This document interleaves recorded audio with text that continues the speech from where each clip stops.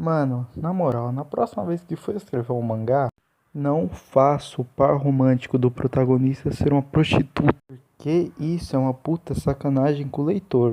Mas o mangá é bom? Não, é uma merda. Até o capítulo 2, eu não vi o resto. Mas ele é bom pra caramba pra ir pro banheiro, hein? Hehe. Brincadeiras à parte.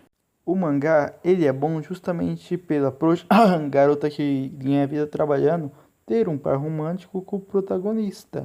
E cá entre nós, eu me identifiquei com o protagonista pelo fato de eu e ele ser gostoso. Muita gente dropa anime só porque o par romântico da garota que ganha a vida trabalhando é o protagonista.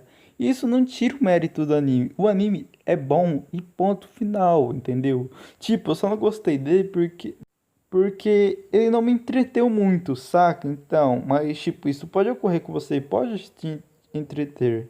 Chegamos a mais um final de vídeo. E caso vocês tenham gostado do vídeo, por favor, se inscreva no canal. Muitas pessoas que assistem não são inscritas. E se puderem me indicar um mangá para mim analisar, eu agradeço. Falou!